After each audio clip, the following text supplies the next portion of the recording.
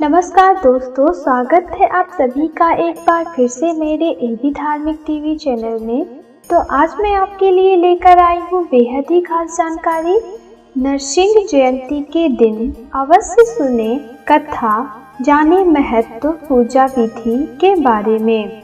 परमात्मा जब भक्तों को सुख देने के लिए अवतार ग्रहण करते हैं तब वह तिथि और मास भी पुण्य के कारण बन जाते हैं। जिनके नाम का उच्चारण करने वाला पुरुष सनातन मोक्ष को प्राप्त होता है, वे परमात्मा कारणों के भी कारण हैं। वे संपूर्ण विश्व की आत्मा, विश्व स्वरूप और सबके प्रभु हैं। वे ही भगवान श्री विष्णु भक्त प्रहलाद का अभीष्ट सिद्ध करने के लिए नरसिंह रूप में प्रकट हुए थे।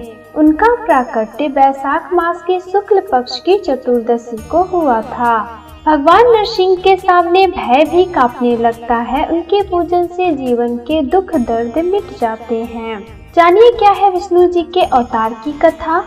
विष्णु भगवान ने अपने भक्त प्रहलाद की रक्षा के लिए वैशाख मास के शुक्ल पक्ष में चतुर्दशी के दिन नरसिंह के रूप में अवतार लिया था। उनका शरीर आधा सिंह और आधा मनुष्य का था, इसलिए उन्हें नरसिंह कहा जाता है। वे जिस समय प्रकट हुए थे वह न दिन था और न ही रात, यानी दिन और रात के संध्या काल में उन्होंने हिरण्यकश्यप नामक दैत्य का वध कर उसे अपने भक्त प्रहलाद की रक्षा की और उसे अपनी गोद में बिठाया।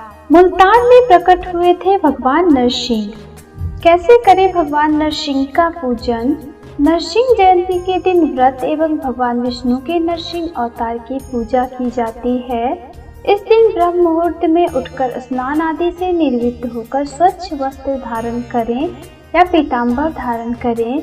अपने घर के पूजा स्थान में एक चौकी पर लाल श्वेत वस्त्र बिछाकर उस पर भगवान नरसिंह और माँ लक्ष्मी की मूर्ति स्थापित करें। षोडशोपचार पूजन करें। भगवान नरसिंह की पूजा में फल, पुष्प, पंचमेवा, कुमकुम, केसर, नारियल, अक्षत व पीताम्बर का प्रयोग करें। भगवान नरसिंह के मंत्र ओम नरसिंहाय वरप्रदाय नमः मंत्र का जाप करें। जाप करते समय कुश का आसन बिछा लें और रुद्राक्ष की माला से जाप करें। दिन भर व्रत रखें। आयु रक्षा और सर्व कल्याण के लिए करें ये व्रत। भगवान नरसिंह की नियमित रूप से उपासना करें। उन्हें पीली वस्तुओं का भोग लगाएं।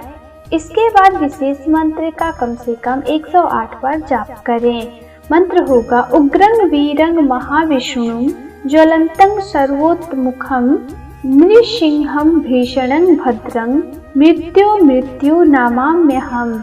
हिरण्यकश्यपु को मिला था ब्रह्मा जी से ये वरदान। अपने भाई की मृत्यु का प्रतिशोध लेने के लिए हिरण्यकश्यपु ने ब्रह्मा जी की कठोर तपस्या करके अजेय होने का वरदान प्राप्त कर लिया था। उसने ब्रह्मा जी से ये वरदान पाया था कि किसी के भी द्वारा मारा न जाए, न मनुष्य से, न पशु से, न दिन में, न रात में, न जल में, न थल में। वरदान के फलस्वरूप वह अपनी प्रजा पर भी अत्याचार करने लगा। इसी दौरान हिरण्यकश्यपु की पत्नी कयाधु ने एक पुत्र को जन्म दिया जिसका नाम प्रहलाद रखा गया।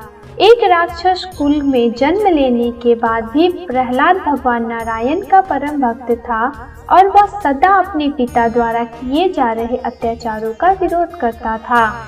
अपने पुत्र को नारायण की भक्ति मार्ग से हटाने के लिए पर कई अत्याचार किए, लेकिन उसका पुत्र प्रहलाद अत्याचारों से डरा नहीं और हमेशा ये कहता रहा कि आप मुझ पर कितना भी अत्याचार कर ले, मुझे नारायण हर बार बचा लेंगे।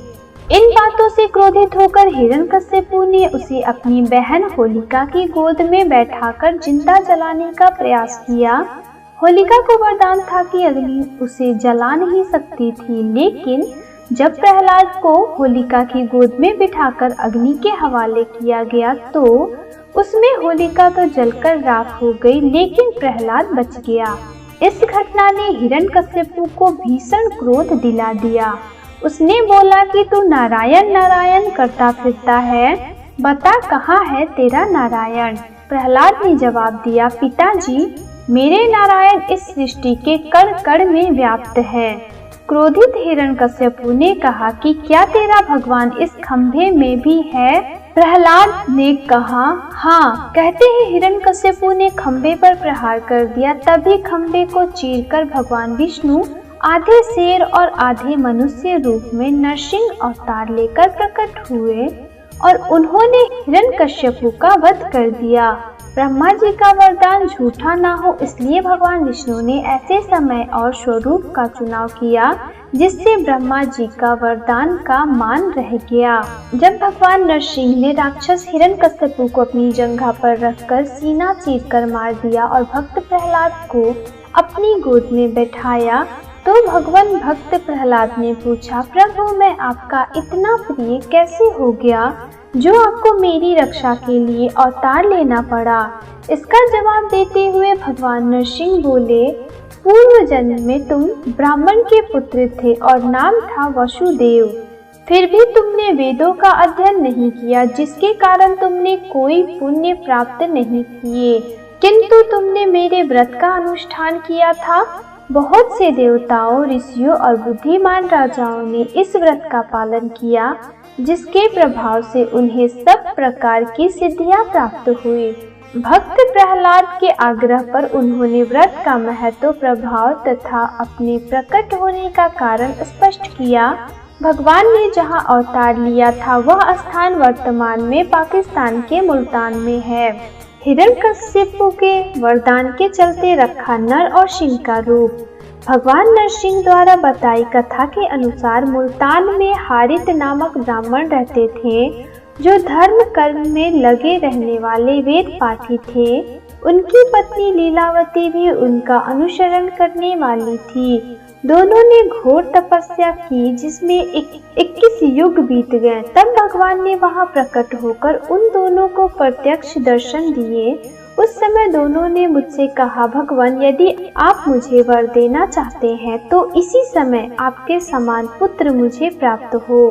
उनकी बात सुनकर भगवान ने उत्तर दिया, ब्राह्मण निस्संदेह मैं आप दोनों का पुत्र हूँ, किंतु मैं संपूर्ण विश्व की सृष्टि करने वाला साक्षात परमात्मा हूँ, सदा रहने वाला सनातन पुरुष हूँ, अतः गर्भ में निवास नहीं करूँगा। इसके बाद जब राक्षस हिरण्यकश्यपु के अत्याचार से लोग तंग आ गए, तुम्हें भी उसने अनेक प्रकार से कष्ट दिए जो मुझसे देखे नहीं गए, तो मैं इस रूप में सामने आया और उसका वध किया। उसे वरदान था कि उसकी मृत्यु न तो दिन में हो न रात में हो, न नर और न पशु कोई भी उसे न मार सके, इसलिए मुझे इस रूप को धारण करना पड़ा। नकारात्मक बाधा दूर करते हैं भगवान नरसिंह। ज्योतिषीय आधार पर भगवान नरसिंह ऊपरी बाधा आदि को दूर करते हैं। जिन लोगों के बच्चे डरते हों उन्हें इनका पूजन करना चाहिए। ये सुरक्षा प्रदान करने वाले और नेगेटिविटी को दूर करने वाले हैं।